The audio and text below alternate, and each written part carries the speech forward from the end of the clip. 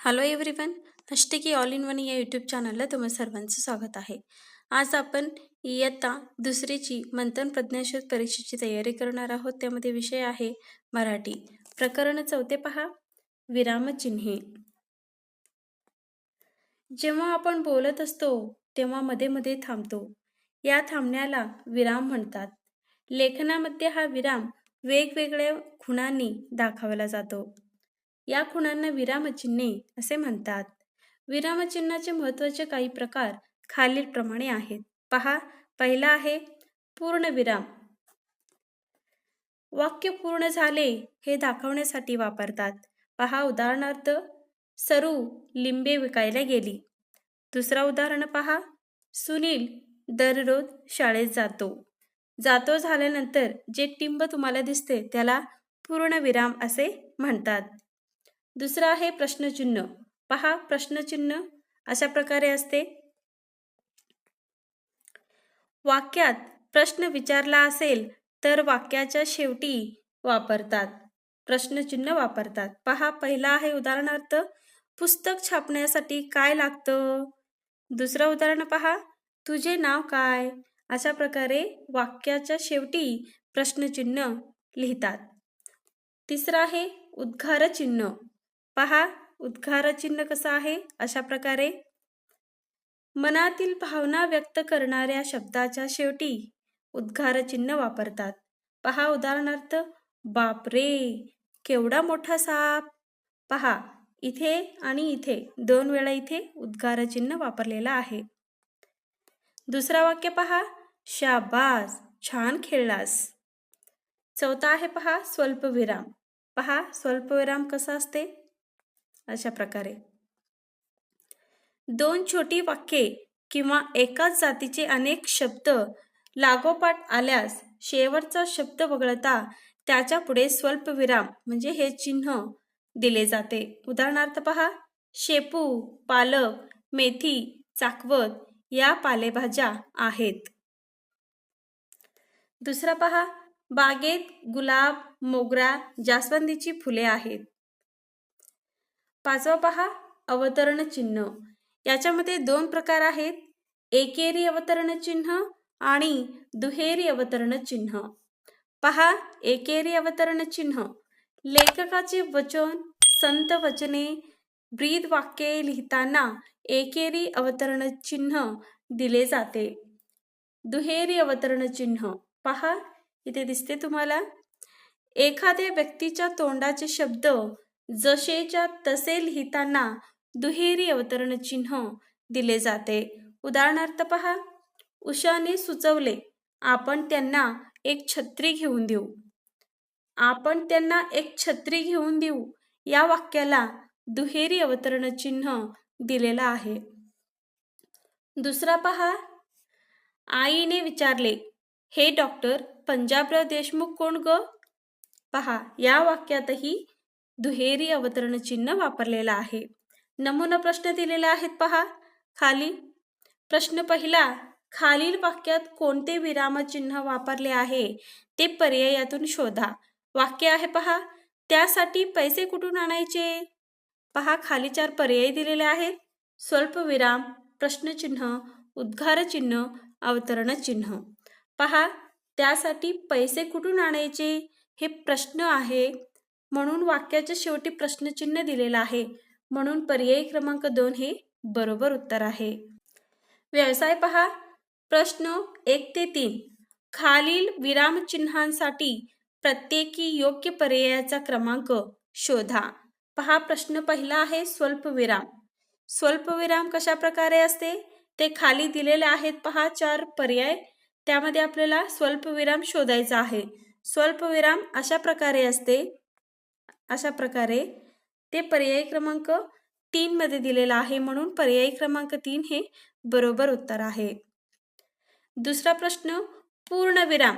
पहा, पूर्णविराम कशा प्रकारे असते तर असे फक्त एक डॉट असते, त्याला आपण पूर्णविराम असे म्हणतो. ते पर्याय क्रमांक 1 मध्ये दिलेला आहे, म्हणून पर्याय क्रमांक 1 हे बरोबर उत्तर आहे. तिसरा प्रश्न पहा, दुहेरी अवतरण चिन्ह. पहा, खाली 4 पर्याय दिलेले आहेत. दुहेरी अवतरण चिन्ह आता इथे पाहिलेलो आहे आपण. अशा प्रकारे दुहेरी अवतरण चिन्ह असतात. दुहेरी अवतरण चिन्ह पर्याय क्रमांक 4 मध्ये दिलेला आहे, म्हणून पर्याय क्रमांक 4 हे बरोबर उत्तर आहे. प्रश्न 4 ते 8 पहा.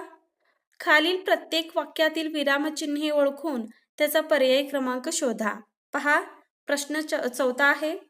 एक प्रश्न विचारू का? खाली 4 पर्याय दिलेला आहेत पहा.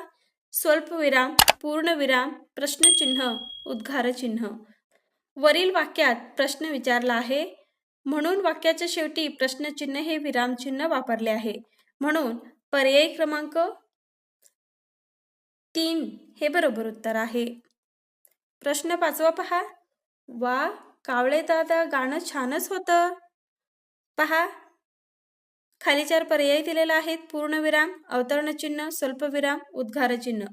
वाक्याच्या शेवटी उद्गारचिन्ह दिलेलं आहे, उद्गारचिन्ह, म्हणून पर्याय क्रमांक 4 हे बरोबर उत्तर आहे.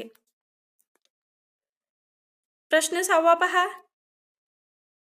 पेन्सिलीला टोक करून झालेला कचरा, कागदाचे बोळे, पेन्सिलचे तुकडे कचऱ्याच्या डब्यातच टाकावेत. खाली 4 पर्याय दिलेले आहेत पहा. स्वल्पविराम, प्रश्नचिन्ह, उद्गारचिन्ह, अवतरणचिन्ह. पहा, पेन्सिलला टोक करून झालेला कचरा, कागदाचे बोळे आणि पेन्सिलचे तुकडे या वाक्यामध्ये स्वल्पविराम वापरलेला आहे, म्हणून पर्याय क्रमांक 1 हे बरोबर उत्तर आहे. पहा, कचरा झाल्यानंतर एक स्वल्पविराम आहे, कागदाचे बोळे झाल्यानंतर स्वल्पविराम आहे, म्हणून पर्याय क्रमांक 1 हे बरोबर उत्तर आहे. प्रश्न 7 पहा. झाडावर खूप माकडे होती. पहा, खाली 4 पर्याय दिलेले आहेत. प्रश्नचिन्ह, पूर्णविराम, उद्गारचिन्ह, अवतरणचिन्ह.